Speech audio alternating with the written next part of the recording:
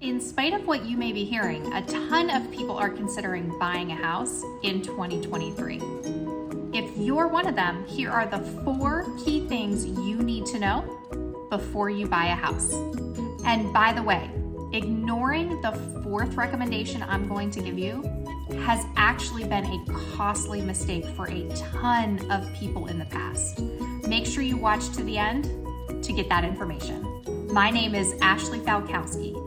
I'm a real estate agent with EXP in the northern Delaware area, and I post videos just like this each week to make sure you have the best information on the real estate market. So make sure you like and follow for more, or my contact information is below. Reach out, let's set up an appointment, and let's talk.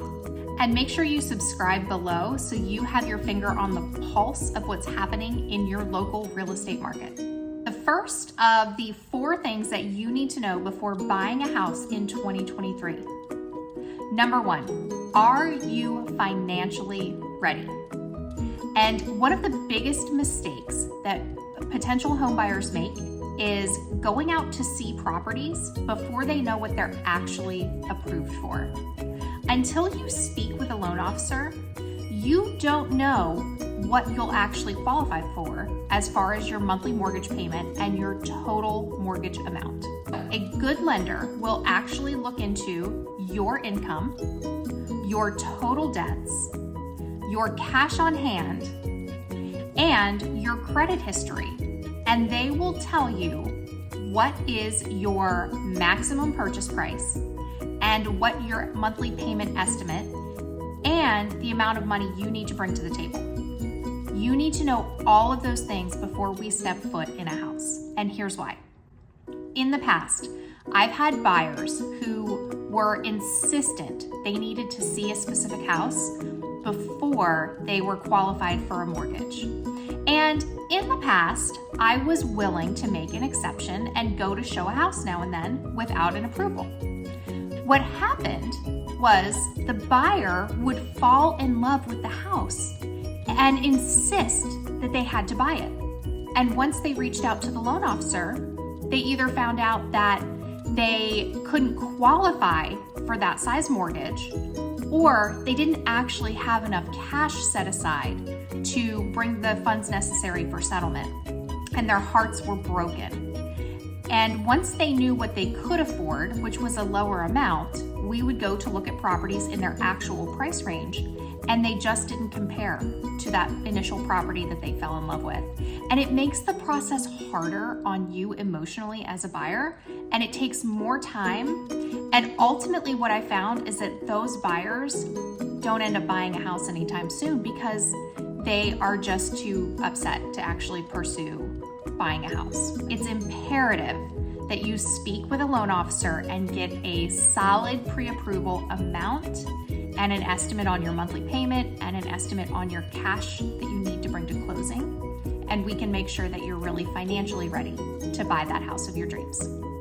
Number 2, you need to be very clear on both your wants and needs for your house. One of the things that I have found is that if buyers are unclear on what they actually want, it's a confusing process for them to choose the house and write an offer and go under contract. And often they end up having buyer's remorse because they feel like they're compromising and they're not actually buying the house that they intended to buy in the first place. So what we do, I will sit down with you and we will identify your top 5 must-haves for your house. These are the non-negotiables. And we'll also create a list of your wants. So in an ideal world, what else would you be able to have in the next house that you're going to purchase? So these wants are going to be minimum number of bedrooms, minimum number of bathrooms, the location, the size of the yard, the view from the house, the layout, the floor plan. What type of kitchen do you want? Are there finishes that you feel like you have to have? Are you willing to do some work? Paint, carpet, are those okay? Are you even willing to do a full remodel? These are the in-depth conversations that we need to have before we start looking at houses. This way, I can show you 5 to 7 houses max to find you the house of your dreams. It might sound like fun to go look at every property that's available in the market. And what I've found in the past is that when buyers insist on seeing all of the houses available, they just get confused. And it's a really difficult process for them to actually purchase a house and achieve their goal. Number 3, we need clarity on your time frame. So if you're currently renting, I need to know, when does your lease end? Have you had a conversation with your landlord? And are they potentially willing to put you on a month-to-month lease if we don't immediately find the house that you are looking to buy? You cannot make assumptions that your landlord will put you on a month-to-month lease or let you break your lease. These are conversations you need to have before we go see properties. This way, you and I know what your time frame is, and I can help advise you appropriately and help coordinate things so you can move directly from your current home to the one that you're purchasing without, hopefully, any stayovers with family members or in hotels. We always try to do our best with that.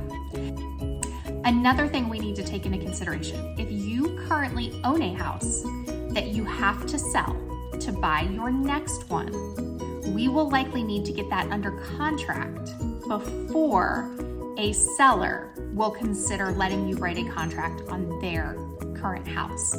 They want to be assured that you are ready, willing, and able to move forward with this purchase. And if you don't even have your current house under contract yet, they're going to doubt your motivation and your qualifications, and they will probably just keep their house on the market until they find another buyer. Now, obviously, this is dependent on market conditions.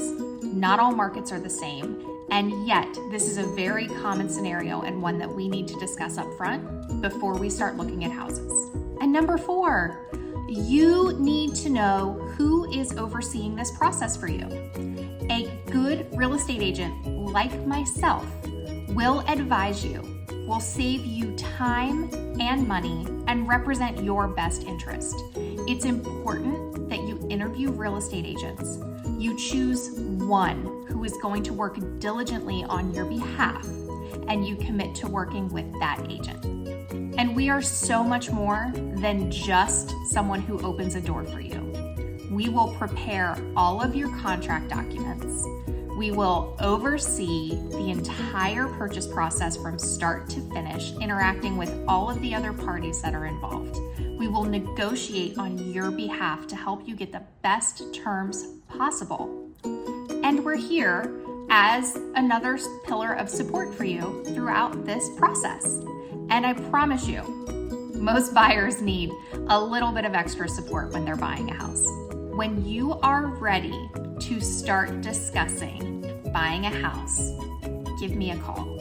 I'm here to help you from start to finish. I will connect you with a lender to look at your financials and to give you your pre-approval. And this will always be someone that I trust that does a great job.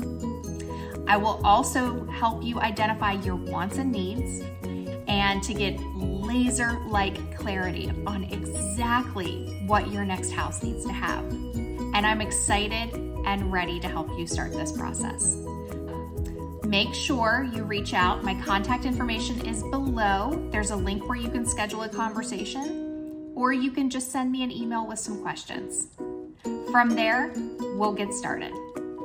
Talk to you soon.